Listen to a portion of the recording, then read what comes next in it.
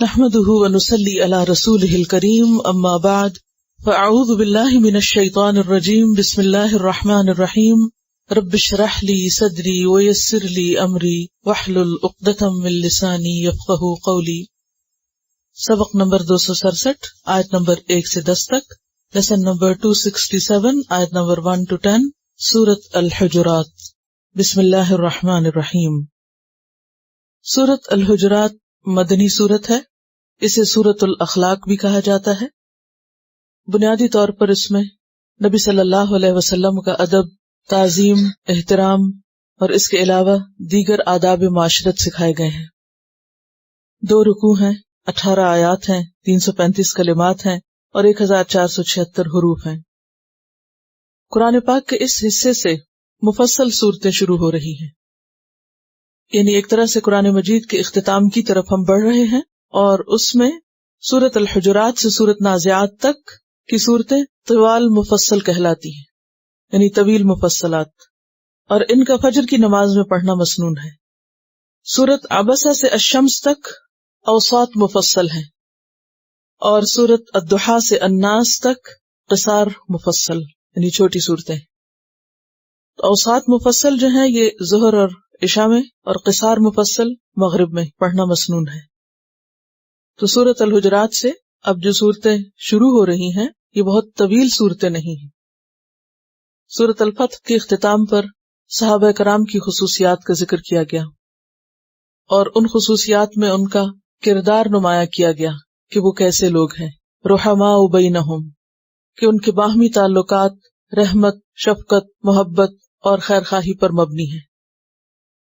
سورۃ الحجرات میں تمام مومنوں کو آپس میں بھائی بھائی قرار دیا گیا، انما المؤمنون اخوہ، اور پھر خصوصی طور پر ان باتوں کا ذکر کیا گیا جو باہمی محبت کو نقصان دینے والی ہیں، جو باہمی تعلقات کو خراب کرنے والی ہیں، جن میں غیبت، چغلی، تجسس، بدگمانی، طعنہ زنی، برے نام رکھنا، مذاق اڑانا، دوسرے کی نقلیں اتارنا، وہ تمام امور جو باہمی تعلقات کو اور رحماء بینہم کی صفت کو نقصان دیتے ہیں اور جن سے بچنا ضروری ہے۔ تو آغاز ہوتا ہے یا ایھا الذین آمنوا، اے لوگو جو ایمان لائے ہو۔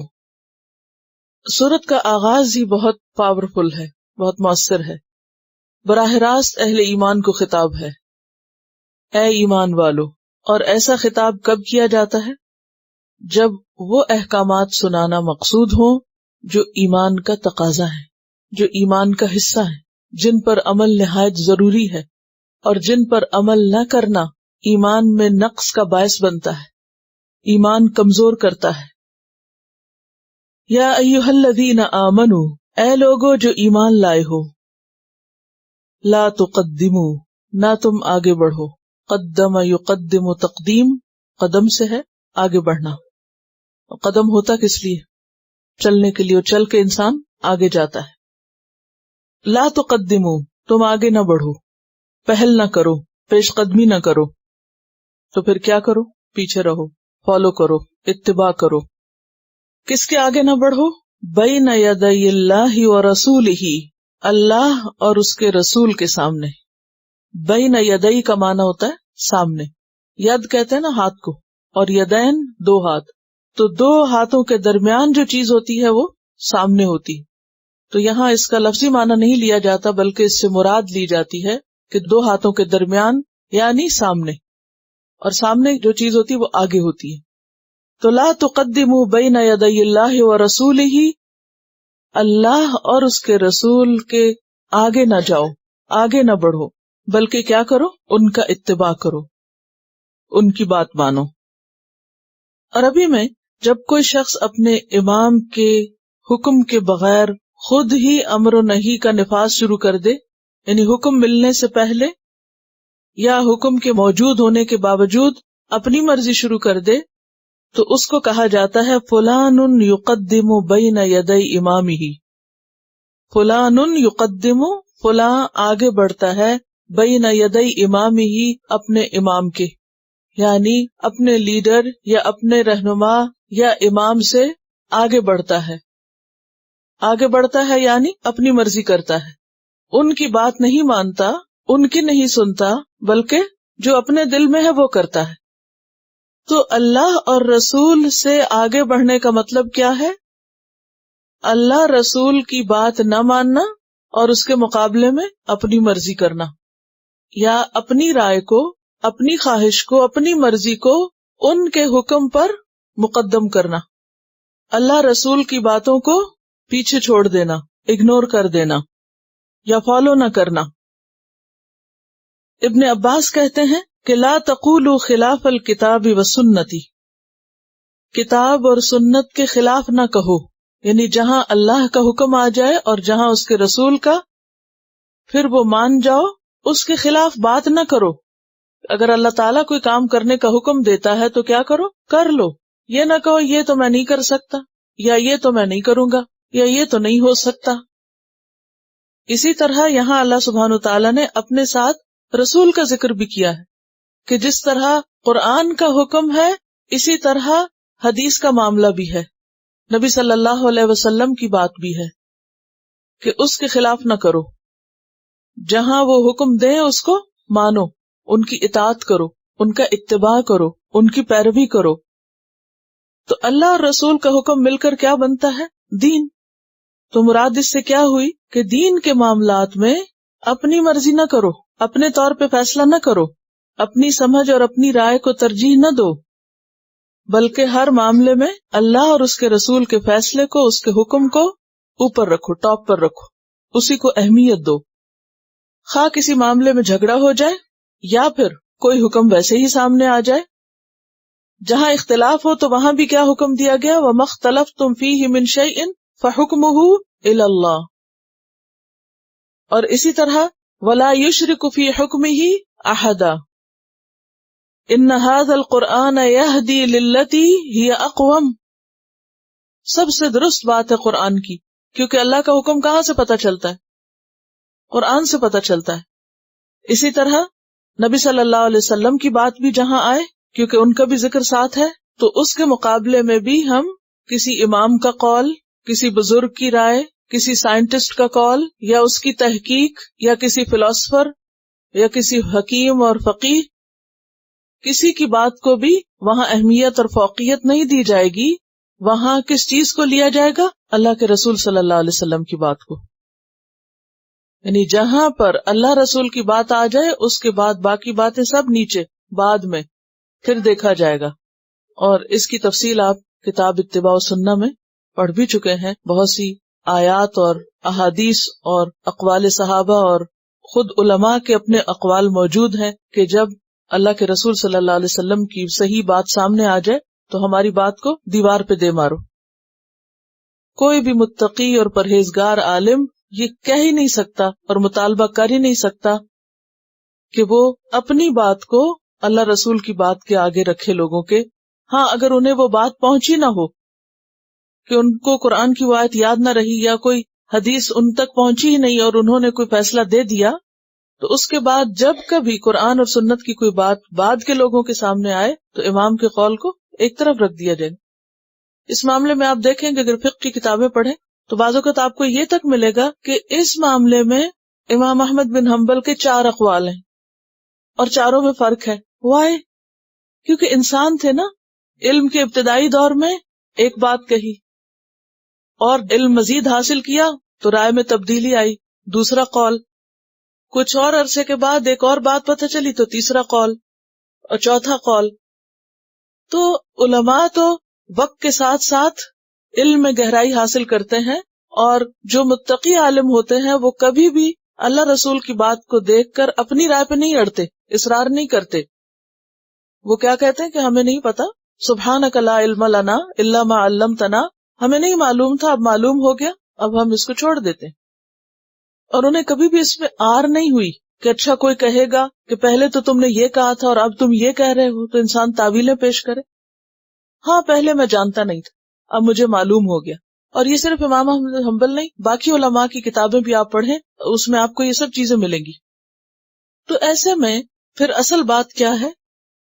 اللہ اور اس کے رسول صلی اللہ علیہ وسلم ہی کی، اس سے آگے نہیں بڑھو. اور یہ حکم سب کے لیے، خواہ کوئی کتنا زیادہ بڑا عالم ہو، متقی ہو، پرہیزگار ہو، کوئی بھی ہو، سب کے لیے یہی حکم ہے، کیونکہ یا ایھا الذین آمنوا میں سب کے سب شامل ہو جاتے ہیں، سب کو یہی کہا جا رہا ہے کہ لا تقدموا بین یدی اللہ ورسولہ، اور پھر نہ کوئی قول اور نہ کوئی فعل، دونوں میں آگے نہیں بڑھنا، ٹھیک ہے، یعنی کسی قول کے ساتھ یا کسی فعل کے ساتھ اللہ رسول کے حکم پر تقدیم نہیں کرنی۔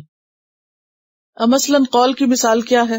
جیسے نبی صلی اللہ علیہ وسلم نے فرمایا، بخاری کی روایت ہے، لا تقدموا رمضان بصوم یوم ولا یومین، کہ رمضان سے پہلے 1 یا 2 دن روزہ نہ رکھو، یعنی شک کا روزہ نہ رکھو، یا رمضان داخل نہیں ہوا تو روزہ مت رکھو۔ اب یہ کیا ہے؟ آپ کا قول ہے۔ تو اس پر عمار بن یاسر کہتے ہیں، من صام اليوم الذي يشك فيه فقد عصى ابا القاسم، کہ جو شخص بھی اس دن کا روزہ رکھے جس میں اسے شک ہو کہ پتہ نہیں روزہ ہے یا نہیں، اور روزہ رکھ لے، تو ایسا شخص ابو القاسم یعنی محمد صلی اللہ علیہ وسلم کے حکم کی نافرمانی کرتا ہے، ان سے آگے بڑھتا ہے۔ تو جہاں جو حکم آ جائے وہاں رک جاؤ، لا تقدموا بین یدی اللہ ورسولہ۔ اسی طرح آپ صلی اللہ علیہ وسلم نے جو کام جیسے کیا، مثلاً طواف کے آپ نے 7 چکر لگائے، یہ آپ کا عمل تھا نا، جس کو دیکھ کر خذوا انی مناسککم۔ اب کوئی یہ کہے نہیں مجھے تو بہت مزہ آ رہا ہے اور میں 8 لگا لیتا ہوں، کیا فرق پڑتا ہے، طواف ہی ہے نا۔ تو کیا ہے یہ؟ آگے بڑھنا، خواہ آپ نیکی کا کام کر رہے ہیں۔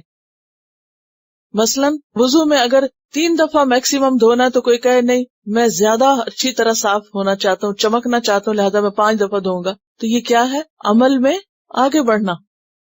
ایسا کرنا برا کیوں ہے؟ کیونکہ اس سے دین میں تان آتا ہے کہ نعوذ باللہ دین کا طریقہ یا آپ کا بتایا ہوا طریقہ کیا ہے؟ ناقص ہے، اور ہم اپنی عقل سے اور سمجھ سے زیادہ بہتر کام کرنے لگے، اس سے بھی اچھا کرنے لگے۔ ایسا شخص کبر میں مبتلا ہوتا ہے، اپنے آپ کو بڑی چیز سمجھتا ہے، گویا اللہ رسول نے تو دین شاید مکمل نہیں کیا اور یہ مکمل کرنے چلا ہے۔ خواہ وضو کا معاملہ ہو، خواہ نماز کا ہو، خواہ روزے کا ہو، خواہ زکوٰۃ کا ہو۔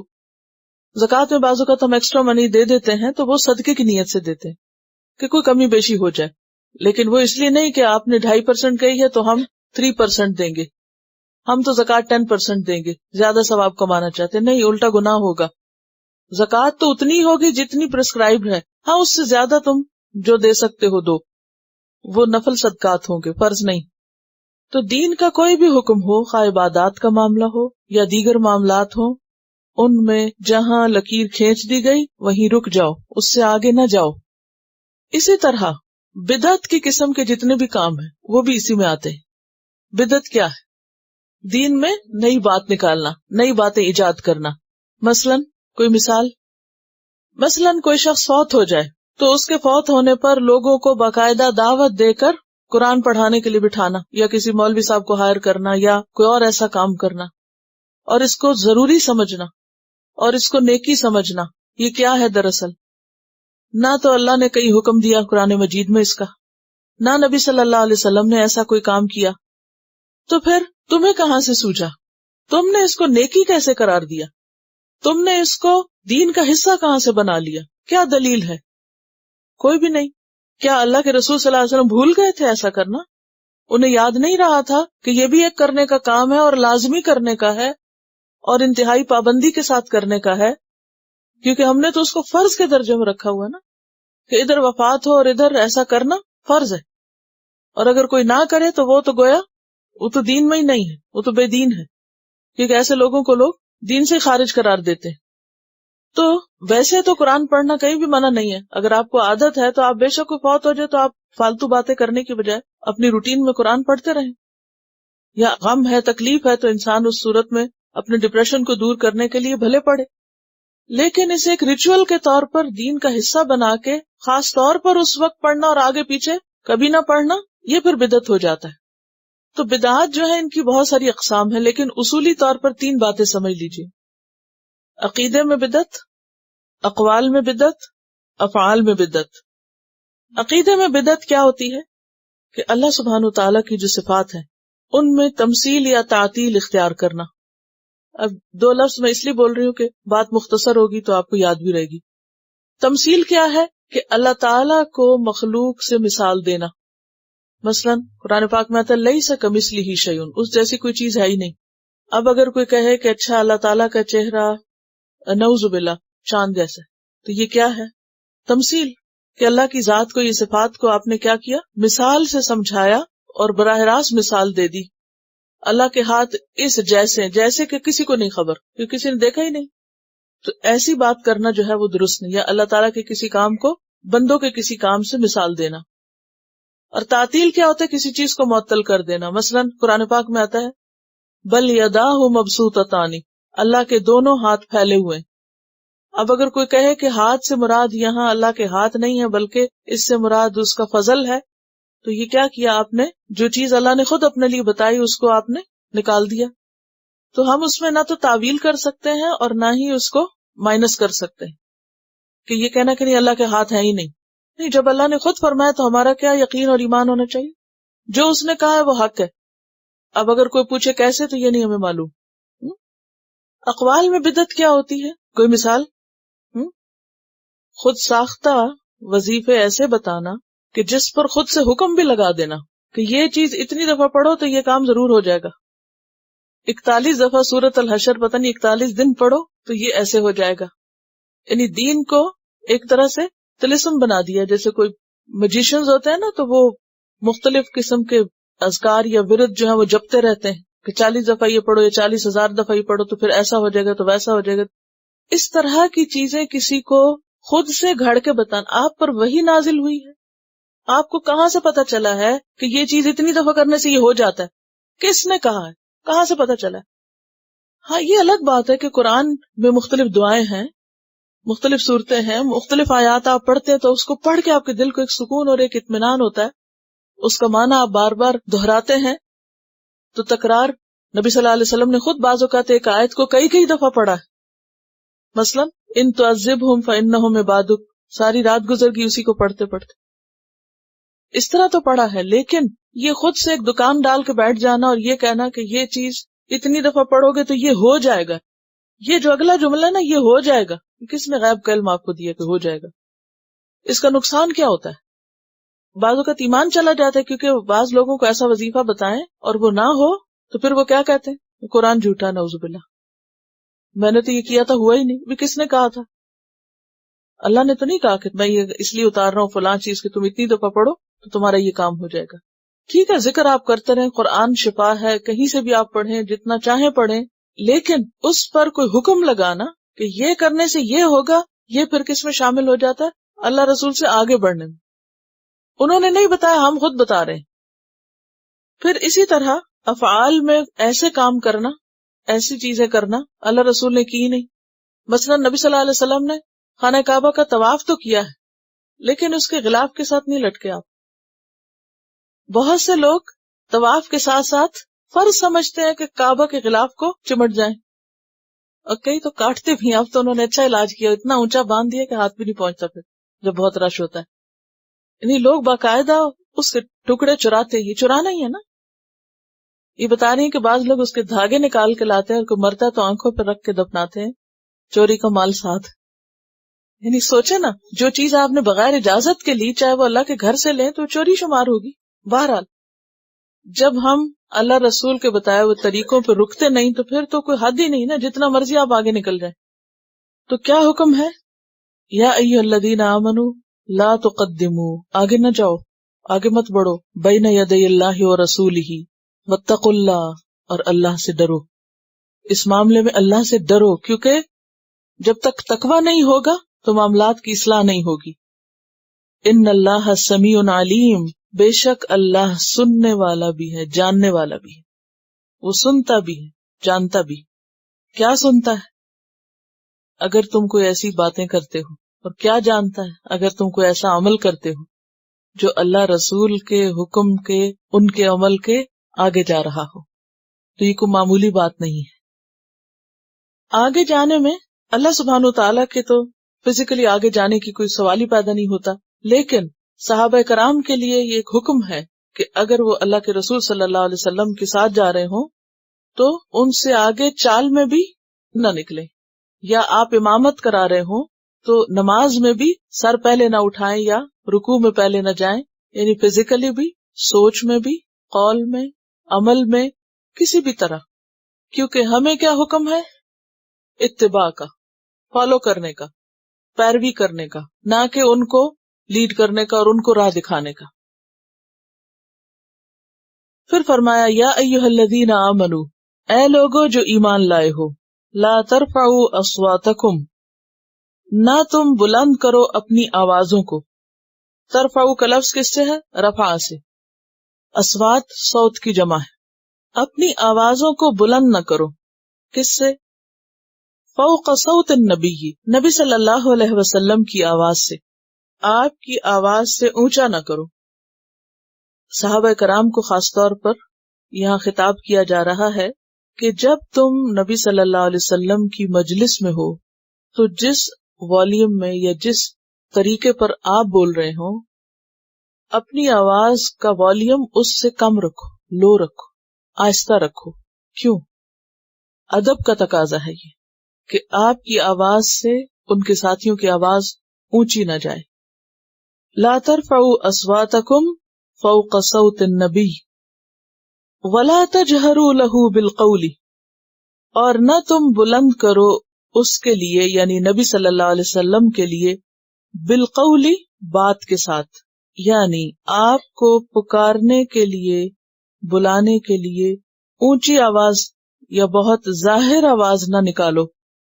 تجہروا کا لفظ جو ہے یہ جہر سے ہے، اور جہر کہتے ہیں دیکھنے یا سننے میں پوری طرح نمایاں ہونا۔ پھر اس کو مثال سے سمجھایا، کجہر بعضکم لبعض، جس طرح ظاہر کرتا ہے تم میں سے بعض کے لیے کیا؟ آواز، یعنی جس طرح تم آپس میں ایک دوسرے کو پکارتے ہو، آوازیں دیتے ہو، ایک دوسرے کے نام لیتے ہو، نبی صلی اللہ علیہ وسلم کے ساتھ تم ایسا معاملہ نہیں کر سکتے۔ یعنی انسان اپنے برابر والوں سے، اپنے دوستوں سے، اپنے ساتھیوں سے جس طرح بات کرتا ہے، اس طرح نبی صلی اللہ علیہ وسلم سے بات نہیں کر سکتا۔ ایک حد رکھ دی گئی، ادب کا ایک مقام رکھ دیا گیا، اور اس میں نہ صرف یہ کہ اونچی آواز نہیں بلکہ بہت سی اور چیزیں بھی شامل ہو جاتی ہیں۔ یعنی جس طرح تم بے تکلف ہو کر ایک دوسرے سے باتیں کرتے ہو، اس طرح آپ سے نہ کرو۔ نمبر 2 یہ کہ سنی انسنی نہ کر دو، جس طرح تم آپس میں ایک دوسرے کی باتیں سن کر سنی انسنی کر دیتے ہو بعض اوقات، بلکہ کیا کرو؟ جواب دو۔ تو نبی صلی اللہ علیہ وسلم کی بات عام لوگوں کی بات کی طرح نہیں ہے، بعضکم لبعض کی طرح نہیں ہے۔ ان تحبط اعمالکم، کہیں ضائع نہ ہو جائیں تمہارے اعمال، کس پر؟ آپ کی موجودگی میں اونچا بولنے پر، یا آپ سے اس طرح کیئرلیسلی بات کرنے پر جس طرح انسان کسی اور عام انسان سے بات کرتا ہے۔ وَأَنْتُمْ لَا تَشْعُرُونَ، اور تم شعور بھی نہ رکھتے ہو، تمہیں خیال بھی نہ رہے، تمہیں پتا بھی نہ چلے کہ وہ تو سب صفایا ہو چکا، اب تک جو کچھ کیا تھا سب واش آؤٹ ہو گیا۔ تو اس آیت میں بنیادی طور پر 2 چیزوں کا ذکر ہے، ایک تو آواز اونچی کرنے کا اور دوسرے انداز درست کرنے کا، یعنی نہ اونچی آواز کرو اور نہ ہی اپنا انداز عام لوگوں سے بات کرنے جیسا رکھو۔ اس آیت کے بارے میں ایک واقعہ آتا ہے، جب یہ آیت نازل ہوئی تو حضرت ثابت بن قیس کئی دن تک حضور صلی اللہ علیہ وسلم کی مجلس میں نظر نہ آئے۔ اس پر ایک شخص نے کہا، یا رسول اللہ، میں ان کے بارے میں آپ کو بتاؤں گا۔ جو مجلس میں حاضر نہیں ہوئے تو ایک شخص نے کہا، میں پتہ کرتا ہوں۔ چنانچہ وہ حضرت ثابت کے مکان پر آئے، دیکھا کہ وہ سر جھکائے بیٹھے ہیں، پوچھا کیا حال ہے؟ جواب ملا، برا حال ہے، میں تو حضور صلی اللہ علیہ وسلم کی آواز پر اپنی آواز بلند کرتا تھا کیونکہ بہت اونچی آواز والے تھے، میرے تو اعمال برباد ہو گئے اور میں جہنمی بن گیا۔ یہ شخص رسول اللہ صلی اللہ علیہ وسلم کے پاس آیا اور سارا واقعہ آپ سے کہہ سنایا کہ حضرت ثابت یہ سوچ رہے ہیں۔ تو آپ صلی اللہ علیہ وسلم نے ان کے بارے میں ایک خوشخبری دے کر بھیجا، فرمایا کہ تم جاؤ اور ان سے کہو کہ تم جہنمی نہیں بلکہ جنتی ہو۔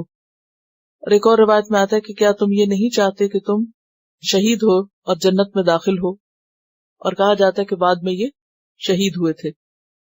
اس کی وجہ کیا ہے؟ کیونکہ وہ قدرتی طور پر ان کا والیوم اونچا تھا، بہت زبردست خطیب تھے. آگے میں ان کا ایک اور واقعہ بھی سناؤں گی آپ کو کہ کیسے خطابت کرتے تھے، لیکن ان کی نیت اور ارادے یا ان کے انداز میں کسی قسم کی کوئی ریاکاری یا کوئی بے ادبی نہیں پائی جاتی تھی. یعنی ایک ہوتا ہے کسی شخص کا قدرتی طور پر اونچی آواز والا ہونا، اب اگر وہ بات آہستہ بھی کرے گا تو کیا ہوگا؟ دوسروں کے مقابلے میں اس کی آواز اونچی ہی ہوگی، لیکن اس کا یہ مطلب نہیں کہ وہ دوسرے کو سنب کرنے کے لیے کر رہا ہے. یعنی ایک آواز ہوتی ہے نا کہ قدرتی طور پر والیوم ہی بڑا، اور ایک یہ ہوتا ہے کہ مجلس میں جان بوجھ کے اونچا بولنا تاکہ باقی سب آوازیں دب جائیں، چیخ چلا کے بولنا یا بھڑک کے بولنا یا بتکلف آواز اونچی کرنا.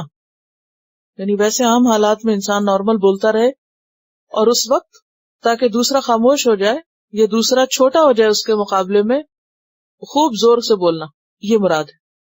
تو کہا کہ تم ان میں شامل نہیں ہوتے.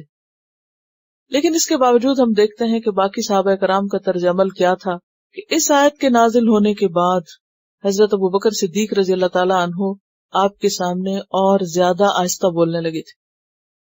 حضرت عمر رضی اللہ تعالیٰ عنہ کے بارے میں آتا ہے کہ وہ تو اتنا آہستہ ہو گئے تھے کہ بعض اوقات ان کی بات سمجھ بھی نہیں آتی تھی. یعنی اتنی تیزی سے عمل کرنے والے تھے، اتنی جلدی عمل کرنے والے تھے. اور اس کے بارے میں آتا بخاری کی ایک روایت تھی کہ اصل میں نازل بھی اس لیے ہوئی تھی آیت کہ ایک مرتبہ حضرت ابوبکر اور حضرت عمر دونوں آپ صلی اللہ علیہ وسلم کے مجلس میں بیٹھے ہوئے تھے تو ایک معاملہ زیر غور آیا. وہ یہ تھا کہ قبیلہ بنو تمیم کے کچھ لوگ آپ کی خدمت میں حاضر ہوئے اور بات زیر غور یہ تھی کہ ان پر حاکم کس کو بنایا جائے، یعنی ان کا سردار کسے مقرر کیا جائے. تو حضرت ابوبکر نے ایک رائے دی اور حضرت عمر کی رائے کسی دوسرے شخص کے بارے میں تھی، اقرا بن حابس کے بارے میں. اور ابھی آپس میں وہ ڈسکس کر رہے تھے کہ وہ ان کی آوازیں بلند ہو گئی. آپ مجلس میں بیٹھے ہوئے، وہ آپ سے بات نہیں کر رہے، آپس میں کر رہے ہیں. اور پھر جب آوازیں بلند ہوئی تو یہ آیات نازل ہوئی کہ آپ کی موجودگی میں، آپ کی مجلس میں شور مچانے کی اجازت نہیں. تو اس سے کیا پتہ چلتا ہے کہ آپ سے بات کرتے ہوئے بھی اونچی بات نہ کی جائے، اور آپ کی مجلس میں جہاں آپ بیٹھے ہوں اس میں بھی چیخ چلا کے نہ بولا جائے. پھر اس سے یہ بات بھی پتہ چلتی ہے کہ آپ صلی اللہ علیہ وسلم کو نام لے کے بھی نہیں پکارنا چاہیے، جیسے یا محمد کہہ کے، کیونکہ قرآن مجید میں اللہ سبحانہ و تعالیٰ نے محمد صلی اللہ علیہ وسلم کے نام کا ویسے تو ذکر کیا ہے 4 بار، لیکن خطاب نہیں کیا نام سے. ایک جگہ یا ایھا النبی کہا، دوسری جگہ یا ایھا الرسول کہا، تیسری جگہ یا ایھا المزمل ہے، چوتھی جگہ یا ایھا المدثر ہے، یا محمد نے. اس کے برعکس ہم دیکھتے ہیں قرآن پاک میں یا آدم بھی آتا ہے، یا نوح بھی آتا ہے، یا موسیٰ بھی آتا ہے، یا عیسیٰ بھی آتا ہے، یا داؤد بھی آتا ہے، لیکن یا محمد نہیں آتا. پھر اس کے بعد آپ دیکھیے کہ آپ صلی اللہ علیہ وسلم جو کہ آخری نبی ہیں، دین آپ پر مکمل ہو رہا ہے، اور آپ کی مجالس اور آپ کے لائے ہوئے دین کے احترام میں کہ اس کو صحیح طور پر لیا جائے اور صحیح طور پر آگے پہنچایا جائے، اور خاص طور پر صحابہ کرام اس پر عمل کر کے رول ماڈل لوگوں کے سامنے پیش کریں. تو اس لیے یہ تمام احتیاطیں بتائی جا رہی ہیں، کیونکہ اگر ادب اور احترام نہیں ہوگا تو باقی سارا مشن اور سارا کام پیچھے رہ جائے گا. اور ان احادیث سے ہمیں یہ پتہ چلتا ہے کہ ادب اور احترام جو ہے وہ دین کا حصہ ہے، کیونکہ یا ایھا الذین آمنوا کہہ کے بات کی جا رہی ہے، اے ایمان والو، یہ ایمان کا تقاضا ہے. اور پھر یہاں پر یہ جو بات ہے نا کہ اونچی آواز میں بات نہ کرو، تو اب اگر کوئی بھی شخص مسجد نبوی جائے تو مسجد نبوی کے اندر خاص طور پر کنٹرول کرنا بہت ضروری ہے اپنی آوازوں پہ. اور وہاں جا کر بعض اوقات لوگ لڑنا جھگڑنا شروع کر دیتے ہیں، بہت ہی ناسمجھی کا مظاہرہ کرتے ہیں، شاید ان کو معلوم ہی نہیں کہ وہ کھڑے کہاں ہیں.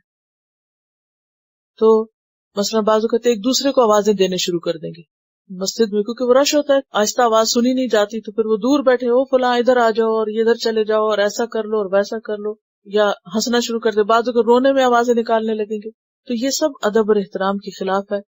اب اگر دنیا میں اللہ کے رسول صلی اللہ علیہ وسلم موجود نہیں ہے تو اس حکم پر عمل کس طرح ہو سکتا ہے؟ پھر نمبر 1، جہاں آپ کی بات ہو رہی ہو وہاں خاموشی اور ادب احترام۔ نمبر 2، مسجد نبوی میں جب جائیں وہاں پر اس بات کا احساس۔ اور نمبر 3 یہ کہ آپ کے بعد آپ کی لائی ہوئی رسالت اور آپ کے لائے ہوئے علم کے وارث جو لوگ ہیں، یعنی قرآن اور سنت کا علم دینے والے، ان کا ادب اور احترام، اور خود ان کتابوں کا احترام اور اس مجلس کا احترام جہاں پر اللہ رسول کی بات ہو رہی ہو۔ اور اگر کوئی ایسا نہیں کرتا تو یہ کوئی معمولی بات نہیں۔ فرمایا ان تحبط اعمالکم، کہیں ایسا نہ ہو کہ تمہارے اعمال ضائع ہو جائیں، وانتم لا تشعرون، اور تمہیں شعور بھی نہ ہو، تمہیں پتہ بھی نہ چلے، تمہیں خیال بھی نہ رہے کہ کتنا بڑا نقصان کر چکے ہو، کیونکہ ایسی چیزیں عام طور پر انسان بے دھیانی میں کرتا ہے۔ ان الذین یغضون اصواتہم، بے شک وہ لوگ جو پست رکھتے ہیں، نیچی رکھتے ہیں اپنی آوازیں، عند رسول اللہ، اللہ کے رسول کے پاس، یعنی ان کی مجلس میں، ان کے قریب، اولئک الذین امتحن اللہ قلوبہم للتقوی، یہی وہ لوگ ہیں جن کے دلوں کو اللہ نے تقوی کے لیے جانچ لیا ہے۔ امتحان کا لفظ جو ہے محن سے ہے، میم ہے نون۔ محن کہتے ہیں چاندی کو تاؤ دے کے صاف کرنا، آزمانا، جانچنا، اور امتحان باب افتعال سے ہے۔ اور امتحان کس کو جانچنے کے لیے ہوتا ہے، کس کو آزمانے کے لیے؟ قابلیت کو، کسی کی ابیلٹی کو دیکھنے کے لیے کہ وہ کتنا جانتا ہے، کتنا اس کو معلوم ہے۔ تو ان لوگوں کے دلوں کو اللہ نے جانچ لیا ہے، یعنی ان کی قابلیت معلوم کر لی ہے، اس کو پتہ چل گیا ہے، للتقوی، تقوی کے لیے، کہ ان میں کتنا تقوی ہے۔ تو اس سے کیا پتہ چلتا ہے کہ یہ ساری چیزیں تقوی سے متعلق ہیں۔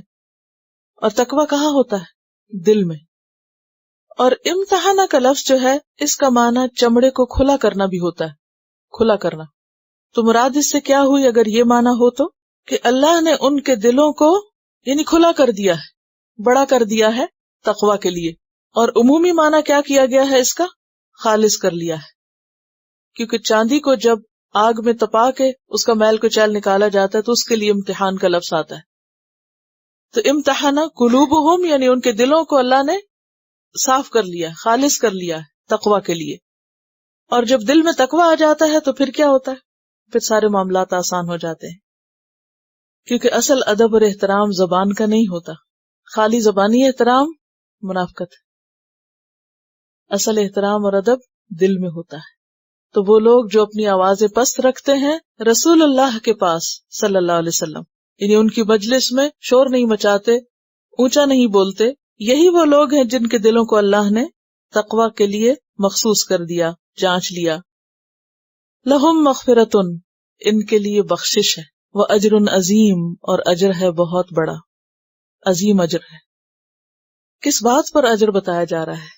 دیکھیے ذرا، اگر ان ساری آیات کو آپ دیکھیں تو پہلے کہا گیا کہ ایسا مت کرو، پھر کہا اگر کیا تو اعمال ضائع ہو جائیں گے، پھر کہا کہ اگر حکم نہیں مانا تو اعمال ضائع ہو جائیں گے، پھر بتایا کہ اگر کر لیا تو اجر عظیم پاؤ گے۔ اس سے آپ اندازہ لگائیں کہ یا ایھا الذین آمنوا کہہ کے بات شروع کی گئی، اور پھر اس کی امپورٹنس بتائی گئی، اور پھر نہ کرنے پہ وعید سنائی گئی، اور پھر آخر میں کرنے پر انعام بھی بتا دیا گیا۔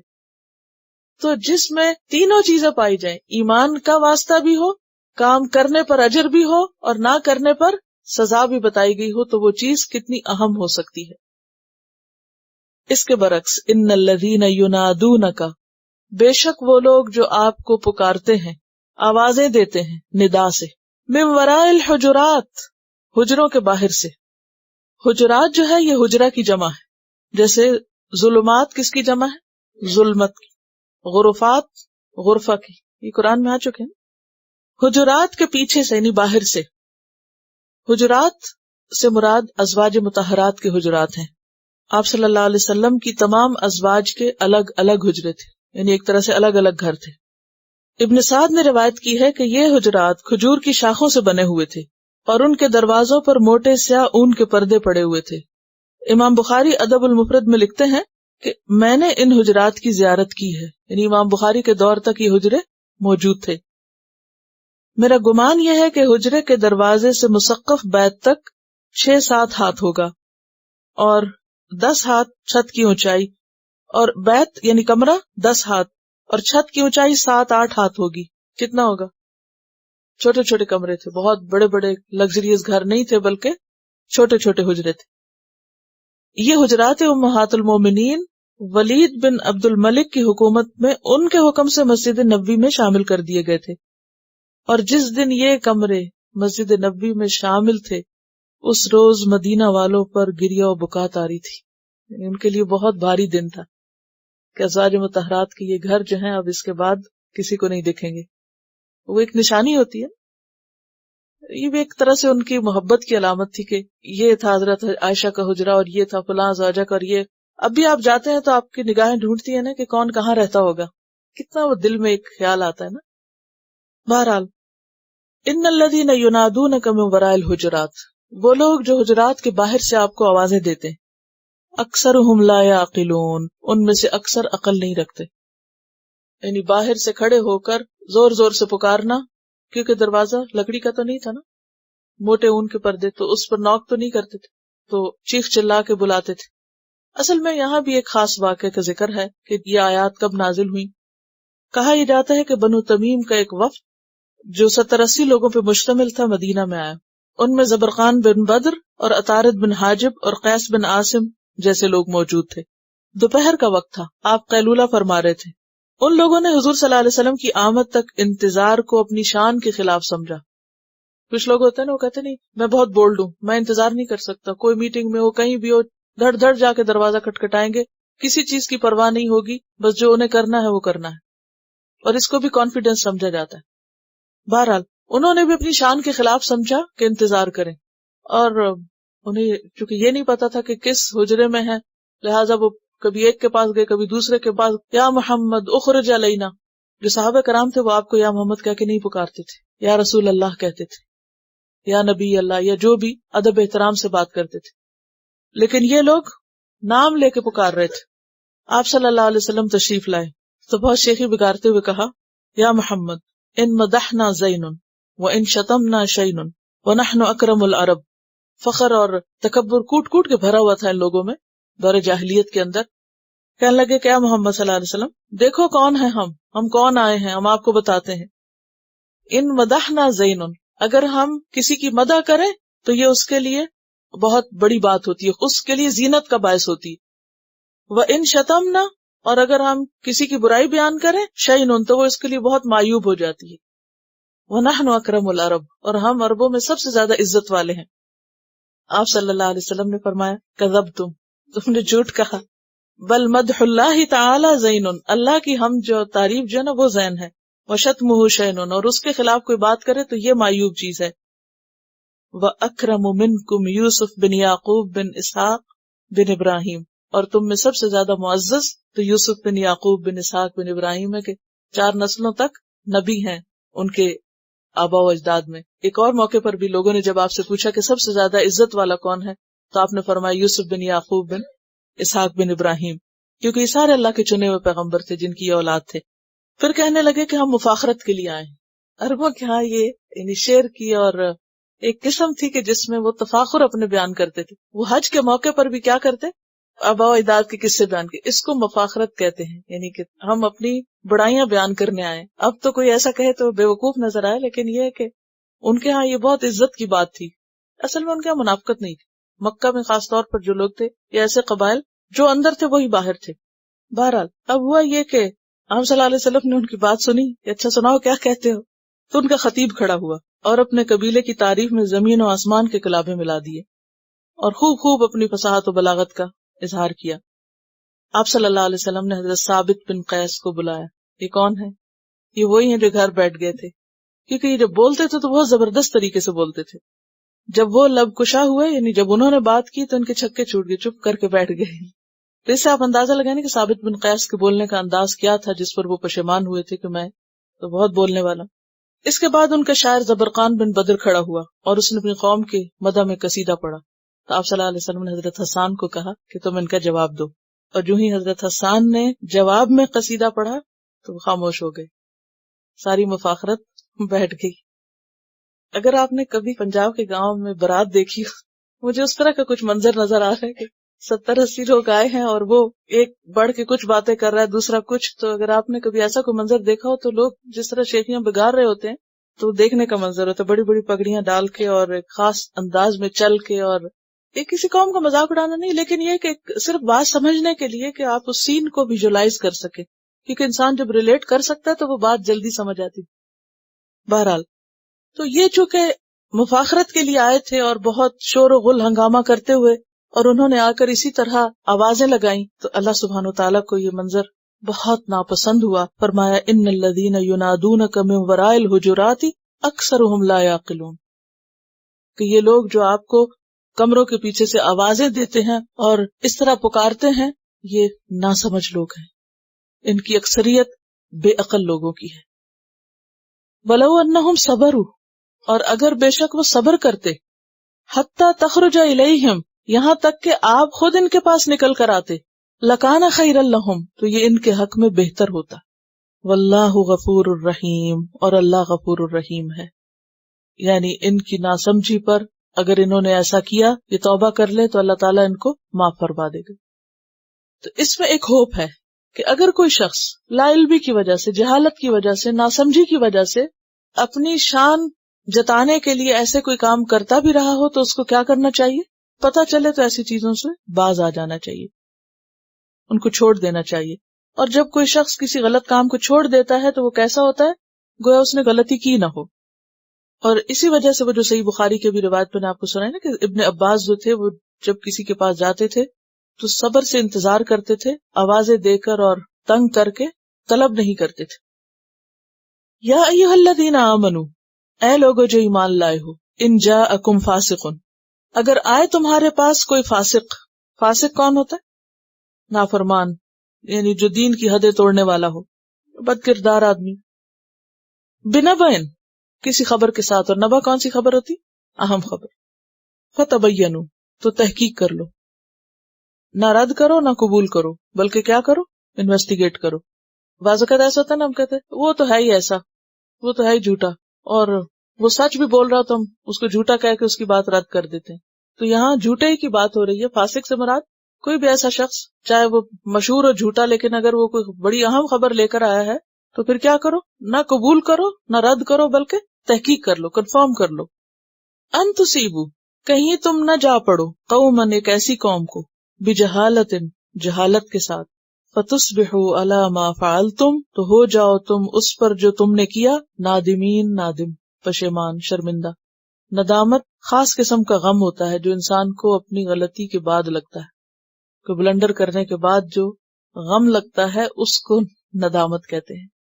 تو یہاں اہل ایمان کو ایک اور ادب سکھایا جا رہا ہے کہ لوگوں کے ساتھ معاملہ کرنے میں، کسی کے بارے میں کوئی ججمنٹ دینے میں، کوئی ایکشن لینے میں جلدی نہ کرو. اور خاص طور پر کوئی ایسی خبر کہ جس پر ایکشن لینے سے کسی کے حق پر زد پڑتی ہو یا کسی کی عزت، مال، جان کا نقصان ہو، تو اس میں بہت احتیاط سے کام لو. اب یہاں پر تو ادب سکھایا جا رہا ہے خبر سننے والوں کو، لیکن پہنچانے والے کے بارے میں کیا حکم ہے؟ سنی سنائی بات کو، جھوٹی بات کو اور پختہ یعنی کہ غیر مصدقہ خبر کو آگے نہیں پھیلانا چاہیے. اسی طرح چغلیاں نہیں لگانی چاہیے. چغلی لگانا کیا ہوتا ہے؟ ادھر کی بات ادھر پہنچانا، ادھر کی ادھر، اور لوگوں کے تعلقات خراب کرنا. کیونکہ حدیث میں آتا ہے کہ لا يدخل الجنت قطات، جنت میں داخل نہ ہوگا چغل خور. اور آپ کو وہ حدیث بھی یاد ہوگی کہ آپ صلی اللہ علیہ وسلم کہیں سے گزر رہے تھے تو آپ نے فرمایا کہ یہ دو قبریں جو ہیں ان میں ان کو عذاب ہو رہا ہے، اور کسی بڑی بات میں نہیں ہو رہا. ان میں سے ایک تو پیشاب کے چھینٹوں سے نہیں بچتا تھا اور دوسرا چغل خور تھا. وَأَمَّا الْآخَرُ فَكَانَ يَمْشِي بِالنَّمِيمَةِ، یہ دوسرا بس چغلیاں لگاتا رہتا تھا. کہیں سے کوئی بات سنی، پھٹ پہنچائی، ادھر کی ادھر، ادھر کی ادھر. اس سے کیا ہوتا ہے؟ چغلیاں لگانے سے کیا ہوتا ہے؟ فساد ہوتا ہے، تعلقات خراب ہوتے ہیں. اب جو بات جہاں کی ہے وہی رہنے دو. اور پھر ایسی ایسی خرابیاں لاحق ہوتی ہیں کہ جو کہیں رکنے میں نہیں آتی. تو ایسا کوئی شخص جس کو آ کر کوئی ایسی بات بتائے کہ جو چغلی کی قسم کی ہو، تو سن کر فوراً بھڑک نہ اٹھیں، اور آپ اپنی زبان سے کوئی ایسی باتیں نہ نکالنا شروع کر دیں. مثلا کوئی آپ کو آ کے بتاتا ہے فلاں ایسا ہے، فلاں نے یہ کر دیا ہے، اور آپ کو غصہ آ جاتا ہے کہ کیوں کیا، اور آپ بولنا شروع کر دیتے ہیں، اور بعد میں پتہ چلتا ہے کہ وہ تو بات ہی غلط تھی. تو آپ نے اپنے اعمال نامے میں کیا کیا؟ لکھوا لیا، وہ تو کنفرم پکا ہو گیا وہاں. حضرت داؤد علیہ السلام کو کیا کہا گیا تھا کہ فیصلہ کرنے میں جلدی نہ کرنا، لا تتبع الہویٰ. کیونکہ بعض اوقات ایک شخص نے ایک بات یا ایک کام ایک خاص وجہ سے کیا ہوتا ہے اور دوسرے کو اس کی وجہ نہیں پتا ہوتی، تو دوسرے نے دور سے دیکھ لیا اچھا وہ یہ کر رہا تھا، فٹ جا کے شکایت پہنچائی. تمہیں پتا فلاں کیا کر رہا تھا؟ وہ یہ کر رہا تھا. اب جب پتا ہے کہ اس شخص سے برداشت ہی نہیں ہوگا تو پہنچانے والا تو مجرم ہے، سننے والا سن کے ایکشن لے کے وہ بھی مجرم بن جاتا ہے. تو اس لیے سارے احکامات میں، اب یہ معاشرتی احکامات ہیں، ان میں پہلا حکم یہ ہے کہ ایسی باتیں نہ کرو، ادھر کی ادھر نہ پہنچاؤ، لگائی بجھائی نہ کرو، اس سے خرابیاں شروع ہوتی ہیں. وَاعْلَمُوا، اور جان لو، أَنَّ فِيكُمْ رَسُولَ اللَّهِ، تمہارے درمیان اللہ کے رسول موجود ہیں. لہذا اگر تم جھوٹی خبر پہنچاؤ گے تو کیا ہوگا؟ اللہ تعالیٰ وحی کے ذریعے بتا دے گا ان کو. اور پھر یہ بھی کہ اللہ کے رسول موجود ہیں اور تمہارا ان کے ساتھ ایک تعلق ہے، تو تمہارا ایسا اخلاق نہیں ہونا چاہیے. لو یطیعکم، اگر وہ اطاعت کرنے لگے تمہاری، کس کی؟ ہر آنے والے کی بات سن کر اس پر ایکشن لینے لگے اور جو تم مطالبہ کرو اسے پورا کرنے لگے. فی کثیر من الامر، بہت سی باتوں میں، لعنتم، البتہ تم مشکل میں پڑ جاؤ. تو اس سے کیا بات پتہ چلتی؟ یعنی پہلے تو اس کا مطلب سمجھے. مطلب کیا ہے؟ پہلا حکم کیا ہے کہ کوئی آ کے ایسی بات نہ پہنچائے، اور اگر کوئی پہنچائے تو اس پر ایکشن نہ لیا جائے. کس کو پہنچائی جاتی ہیں خبریں؟ جو ذمہ دار ہوتا ہے یا لیڈر ہوتا ہے یا بڑا ہوتا ہے. گھر میں سب سے زیادہ باتیں کس کو سننی ہوتی ہے؟ سب کی ماں کو. فلاں نے یہ کر دیا، اس نے یہ کر دیا. اسی طرح کہیں بھی کوئی بڑا ہے، کسی ادارے میں کوئی بڑا ہے، ہر ایک شکایتیں لے کے اس کے پاس پہنچ رہے. اس کو شکایتیں کہتے ہیں نا، شکایتیں لگانا. اس نے یہ کر دیا، اس نے یہ کر دیا، اس نے یہ کر دیا، اس نے یہ کر دیا. اچھا چلے پہنچا دی، کافی ہے، فرض ادا ہو گیا تمہارا. اب اس کو فرض کیا بنتا ہے؟ وہ آگے ایکشن نہ لے جب تک کہ معاملے کی تحقیق نہ کرے، آگے نہ کرے، کچھ نہ کرے اس پہ. اب ایک اور چیز ہے کہ لانے والا شکایت لانے کی حد تک بھی غلط کر رہا ہے. کہاں یہ کہ وہ آگے مجبور کرے اب تم اس پہ ایکشن لو. اس سے منع کیا جا رہا ہے کہ مجبور مت کرو کہ وہ تمہاری ہر بات سن کے تمہاری مرضی کے مطابق ایکشن لینا شروع کر دے. اس لیے کہا گیا لو یطیعکم، اگر وہ تمہاری باتیں ماننے لگے. کس کی؟ شکایتیں پہنچانے والوں کی اور حق نہ حق مشورے دینے والوں کی. لعنتم، تو تم ہی مشکل میں پڑو گے یا نہیں؟ پہنچانے والا ہی پکڑا جاتا ہے، وہی پھنستا ہے. اور یہ صرف خبریں پہنچانے کے معاملے میں نہیں، ویسے بھی نت نئے مطالبے کرنے کے بارے میں ہے. ناجائز مطالبے مت کرو. مطالبے کیا ہوتے ہیں؟ ڈیمانڈز. یعنی کسی بھی ذمہ دار شخص سے ڈیمانڈ زیادہ مت کرو. اب مثال کے طور پر آپ صلی اللہ علیہ وسلم نے صحابہ کرام کو رمضان کی ایک رات میں کچھ حصہ نماز پڑھائی، پھر دوسری رات، تیسری، ان کو بہت مزہ آیا.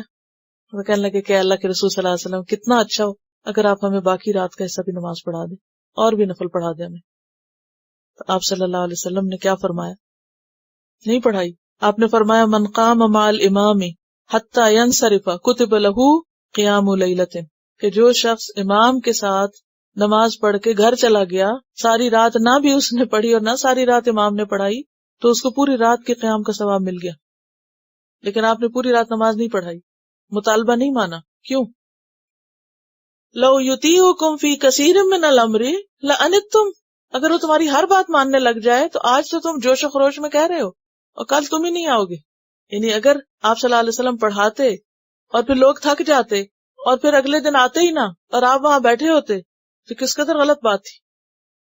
تو کسی کو بھی آپ سجیشن تو دے سکتے ہیں، لیکن سجیشن سے آگے بڑھ کر مجبور نہیں کرنا چاہیے، کیونکہ آپ کو نہیں پتا کہ ایک ذمہ دار شخص پر اور کتنی ذمہ داریاں ہیں، اس کے اوپر اور کتنے کام ہیں.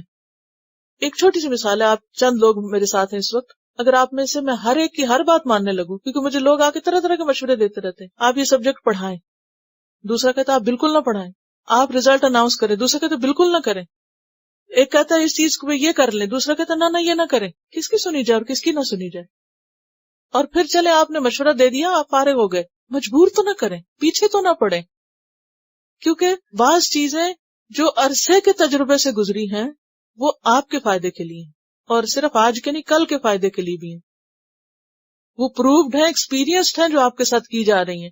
اب اگر آپ ہر روز کھڑے ہو جائیں اور ہر روز کھڑے ہو کے کہیں اب یہ ٹیسٹ نہ لیں، اب یہ کتاب کیوں پڑھا رہے ہیں، اب یہ سبجیکٹ کیوں شروع کر دیا، اب فلاں کیوں کر دیا، اب تک جو کچھ ہوا آپ نے کر ہی لیا نا. اور اگر آپ انڈیویجول نہیں کر سکتے تو آپ سب کا نقصان کیوں کرتے؟ جو نہیں کر سکتا وہ نہ کرے، جس کو جو پسند نہیں وہ چھوڑ دے. کیا کسی کو مجبوراً پکڑ کے رکھا ہوا یہاں؟ نہیں. لیکن یہ چیز انتہائی اذیت دینے والی ہوتی ہے، انتہائی اذیت والی، کہ ایک مشورہ دیا جائے اور پھر اس کے بعد اس کے اوپر جم جایا جائے اور پھر اصرار کیا جائے اور مسلط کیا جائے اور اپنی پرسنل رائے کو سب کے اجتماعی فائدے کے اوپر مسلط کر کے سب کو نقصان دیا جائے. کیونکہ بعض اوقات میری مرضی نہیں، مجھے پسند نہیں، اور میں اس کو سب کے اوپر مسلط کر دوں، یہ ناانصافی نہیں؟ بہت بڑی ناانصافی. جب اجتماعی کام ہوتے ہیں تو اس میں آپ کی حیثیت کیا ہوتی ہے؟ مشورے کی، اور بس.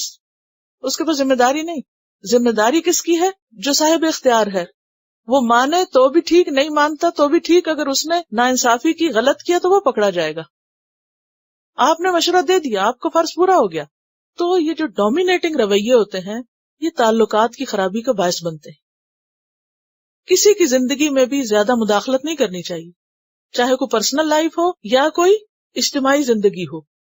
جب لوگ خود اس طرح کرتے پھر وہ سمجھتے سب ایسے ہی کر رہے ہیں، پھر وہ ایک عجیب بدگمانی کے خلاف قائم ہو جاتی. یہ ساری چیزیں اصل مقصد سے انسان کو ہٹا دیتی ہیں. سورۃ فتح کے بعد صحابہ کرام کی صفات کے بعد پھر براہ راست صحابہ کرام ہی کو خطاب ہے یہاں، اور ان کے طفیل پھر ہم پر بھی یہ ساری چیزیں آتی ہیں کہ اگر یہ کلچر ڈیولپ نہ کیا جائے، یہ اخلاق ڈیولپ نہ کیا جائے تو وہ بڑا کام نہیں ہو سکتا، وہ فتح مبینہ نہیں ہو سکتی، کامیابی نہیں ہو سکتی. اس کے لیے اس اخلاق کا ہونا ضروری ہے.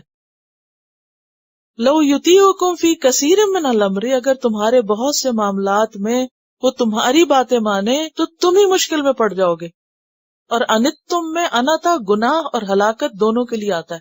یعنی اس کا معنی یہ بھی ہو سکتا ہے کہ تم گناہگار ہو جاؤ گے، تم مجرم بن جاؤ گے اور تم ہلاکت میں پڑ جاؤ گے. یعنی اگر گناہ کمایا تو کیا ہوگا؟ ہلاکت. ولیکن اللہ، لیکن اللہ تعالیٰ نے حبب الیکم الایمان، محبوب کر دیا تمہاری طرف ایمان، یعنی تمہارے دلوں میں ایمان کی محبت ڈال دی. یہ صحابہ کرام کے لیے ایک گواہی ہے اللہ کی.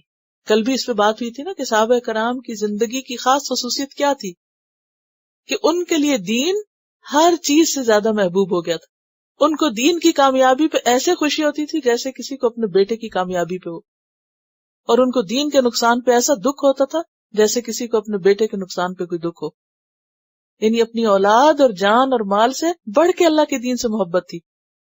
آج ہم دعویٰ تو کرتے ہیں ہمیں بھی بڑی محبت ہے اللہ کے رسول صلی اللہ علیہ وسلم، اور یہ ایمان کا حصہ ہے، ایمان کا. لیکن کیا واقعی ہمیں اپنی اولاد سے بڑھ کر ہے محبت اللہ کے رسول صلی اللہ علیہ وسلم سے یا اللہ کے دین سے؟ کیا دین کی کسی چیز کا کوئی نقصان ہو تو ہمیں ایسا دکھ لگتا ہے جیسے اگر ہمارے بیٹے کو کوئی تکلیف پہنچے تو ہمیں لگے؟ یہ ایک کرائیٹیریا دے دیا گیا نا، ایک میزان دے دیا گیا. پرکھو اپنے اندر، جیسے بخار کو ناپنے کا آلہ ہوتا ہے نا، یہ آلہ ہے، اس کو لگا کے دیکھو کہ دکھ کس چیز پہ ہوتا ہے اور کس پہ نہیں ہوتا. ذاتی نفع نقصان پہ تو ہمیں بہت دکھ لگ جاتا ہے یا بہت خوش ہوتے ہیں، لیکن وہ چیزیں جو اجتماعی فائدے کی ہیں اور وہ چیزیں جو دین کے فائدے کی ہیں ان پر ہمارے دکھ اور خوشیاں کہاں؟ تو صحابہ کرام کی یہاں صفت بیان ہو رہی، وَلَٰكِنَّ اللَّهَ حَبَّبَ إِلَيْكُمُ الْإِيمَانَ، اللہ نے تمہارے لیے ایمان محبوب کر دیا. وَزَيَّنَهُ فِي قُلُوبِكُمْ، اور اسے تمہارے دلوں میں خوبصورت بنا دیا، مزین کر دیا.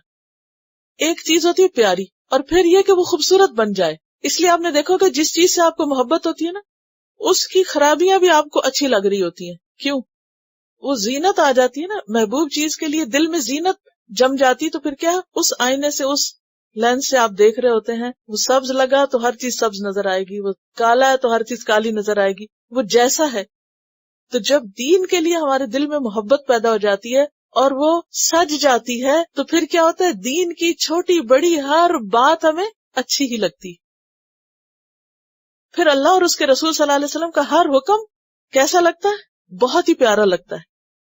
اچھا یہ اللہ کا حکم ہے، یہ بھی بہت اچھا ہے، اور یہ اس کا حکم، یہ بھی بہت ہے. وہ جو پھر دل میں ایک انقباض اور ایک گھبراہٹ کہ ہائے یہ اللہ کا حکم آ گیا، آپ کیا کریں گے، یہ منافقین کا طرز عمل ہوتا تھا. جب ایمان آ جاتا ہے نا دل میں اور وہ سج جاتا ہے، خوبصورت ہو جاتا ہے، تو پھر اس کی ریفلیکشن سے ہر چیز پہ وہ روشنی پڑنے لگتی ہے اور دین کی ہر بات اچھی لگنے لگتی ہے۔ یہ تھے صحابہ کرام۔ وَكَرَّهَ إِلَيْكُمُ الْكُفْرَ وَالْفُسُوقَ وَالْعِصْيَانَ، پہلے کفر، اس کے بعد فسوق، اس کے بعد عصیان، درجے ہیں نا، کفر سب سے بڑا ہے، اس کے بعد فسوق ہے، اس کے بعد عصیان ہے۔ کفر کیا ہے؟ انکار ٹوٹل۔ فسوق کیا ہے؟ حکم عدولی۔ فسق کیا ہوتا ہے؟ حکم سے باہر نکل جانا، یعنی اللہ کا حکم نہ مانا، حق اور اصلاح کے رستے سے ہٹ جانا۔ اور عصیان کیا ہے؟ نافرمانی، یعنی عام باتیں نہ ماننا۔ وَكَرَّهَ إِلَيْكُمُ الْكُفْرَ وَالْفُسُوقَ وَالْعِصْيَانَ، یعنی اللہ کے رسول صلی اللہ علیہ وسلم کا انکار کیا، ان کے حکم کو نہ ماننا اور ان کی نافرمانی ان کے دل میں سخت تکلیف کا باعث ہوتی تھی۔ اگر کوئی فرض تو کیا سنت بھی چھوٹتی تھی تو انہیں تکلیف ہوتی تھی۔ ہم کتنی سنتوں کی مخالفت کرتے ہیں، ہمارے دل میں کبھی تکلیف ہوئی؟ الٹا جوتا پہننا شروع کر دیں گے، الٹے ہاتھ سے کھائیں گے، کھڑے ہو کے کھائیں گے، کبھی تکلیف ہوئی ہمیں؟ نہ خود ہوتی ہے نہ کسی کو دیکھ کے ہوتی ہے۔ صحابہ کرام کیا تھے کہ سنت کی مخالفت بھی ان کو تکلیف دیتی تھی، کر رہا ناپسند کرتے تھے۔ اسی لیے جب وہ کسی دربار میں ان سے لقمہ گرا اس صحابی سے تو انہوں نے اٹھا کے صاف کر کے کھا لی، دوسروں نے اشارہ بھی کیا کہ یہ تم اس دربار میں یہ کر رہے ہیں، ان کے ایٹیکیٹس کے خلاف ہے۔ اترک سنت رسول اللہ صلی اللہ علیہ وسلم لہؤلاء الحمقى، ان احمقوں کی خاطر میں اللہ کے رسول صلی اللہ علیہ وسلم کی سنت چھوڑ دوں؟ کیونکہ ان کو یہ عمل بھی بڑا خوبصورت نظر آتا تھا، ان کو آنکھوں کے اوپر وہ ایک ایسی چیز آ گئی تھی نا کہ ہر سنت اور ہر حکم جو تھا وہ بالکل ایک نئی اور الگ ہی چیز لگتی تھی اور ہر چیز سے زیادہ خوبصورت لگتی تھی۔ اور اس کے مقابلے میں دنیا کے ایٹیکیٹس اور دنیا والوں کے مینرز کیا تھے؟ وہ سب پیچھے تھے۔ اشداء علی الکفار، یہ صفت تھی۔ کسی چیز سے مروب نہیں ہوتے تھے۔ جب دل میں ایمان نہیں یا دین نہیں تو پھر کیا ہے؟ جدھر چلی ہوا ادھر اڑ گئے۔ ہلکے تنکے ہی اڑتے ہیں نا، ردی کباڑ ہی اڑتا ہے۔ ہر چیز پر انسان اسی رنگ میں رنگ جاتا ہے اور اسی چیز کو اڈاپٹ کر لیتا ہے۔ لیکن جب دل میں ایمان ہوتا ہے تو پھر اللہ اور اس کے رسول صلی اللہ علیہ وسلم کی ہر بات دوسری چیز سے جینوئنلی بڑی لگتی ہے اور خوبصورت لگتی ہے، اور ہر جگہ انسان اس کو سکون کے ساتھ کرتا ہے اور کسی قسم کی اس کو شرم نہیں آتی کہ ہائے میں اب دائیں ہاتھ سے کھاؤں، یہاں سب الٹے سے کھا رہے ہیں چھری کانٹے سے، تو میں ہاتھ سے کھاؤں یا دائیں سے کھاؤں؟ نہیں، اس کو نہیں شرم آتی۔ اس کا مطلب نہیں کہ چھری یا کانٹے سے استعمال منع ہے، اس کا مطلب یہ ہے کہ سنت کی پیروی جو ہے وہ زیادہ خوبصورت نظر آئے بنسبت اس کے کہ کوئی اور چیز۔ اب دیکھیں نا، ہم مختلف طرح کے کلچرز اور طریقوں سے کتنے مروب، کیونکہ وہ چیزیں ہمارے دلوں میں سجی ہوئی ہیں نا، وہ خوبصورت لگتی ہیں ہمیں تو ہم فوراً اٹریکٹ ہوتے ہیں، اچھی لگتی ہیں تو ہم کہتے ہیں واہ کیا چیز ہے، ہم بھی یہ کر لیں۔ سنت اس کے مقابلے میں کیا لگتی؟ اولڈ فیشن، پرانے طریقے۔ یہ سب چیزیں ایمان کا امتحان ہے۔ فرمایا اولئک ھم الراشدون، یہی لوگ دراصل راشدون ہیں، سمجھدار ہیں، راہ پانے والے ہیں۔ رشد کس کو کہتے ہیں؟ سمجھداری کو۔ اور یہ کیسے پیدا ہوتی ہے؟ حق پر استقامت سے، جو پختگی اور میچورٹی آتی ہے اس سٹیج کا نام رشد ہوتا ہے۔ یہ ہدایت سے اگلا درجہ ہوتا ہے۔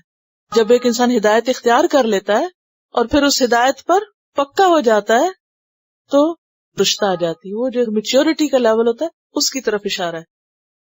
اور رشادہ کہتے ہیں چٹان کو۔ رشادہ کیا ہوتا ہے؟ چٹان۔ تو چٹان کیا ہوتی ہے؟ جیسے ایک جگہ جمی ہوتی ہے نا، کھڑی ہوتی ہے، فرم ہوتی ہے، سخت فرم۔ تو یہ ہدایت پر، نیکی پر، دین پر جو فرمنس ہے اس کی طرف اشارہ ہے۔ اولئک ھم الراشدون۔ اور یہ کیا ہے دراصل؟ فضلا من اللہ، یہ اللہ کا فضل ہے۔ ہم کس کو فضل سمجھتے ہیں؟ مال و دولت کے ملنے کو۔ وہ نعمہ، یہ نعمت ہے۔ کبھی سوچا ہم نے یہ نعمت کیا ہے؟ کیا ہے نعمت؟ اس رشد کا ملنا، محسوس کریں نا اپنے دل میں، اس سمجھ بوجھ کا نصیب ہونا اور اس بات کا یقین آ جانا کہ یہی سب سے اچھا ہے۔ اولئک ھم الراشدون فضلا من اللہ ونعمہ واللہ علیم حکیم، اور اللہ علم والا ہے، حکمت والا ہے۔ وَإِن طَائِفَتَانِ مِنَ الْمُؤْمِنِينَ اقْتَتَلُوا، وَإِن اور اگر، طائفتان دو گروہ، من المؤمنین مومنوں میں سے، اہل ایمان میں سے، اقتتلوا آپس میں لڑ پڑے، فَأَصْلِحُوا تو صلح کرا دو، بینہما ان دونوں کے درمیان، فَإِن پھر اگر، بغت سرکشی کرے، احداہما ان دونوں میں سے ایک، علی الاخری دوسرے پر یعنی زیادتی کرے، فقاتلو تو جنگ کرو، لڑو، التی اس سے جو، تبغی سرکشی کرتا ہے، حتی یہاں تک کہ، تفیء وہ لوٹ آئے، الی امر اللہ اللہ کے حکم کی طرف، یعنی اللہ کے فرمان اور اللہ کے دین کی طرف، فإن فاءت پھر اگر وہ لوٹ آئے، پلٹ آئے یعنی بات مان لے، فأصلحوا تو اصلاح کر دو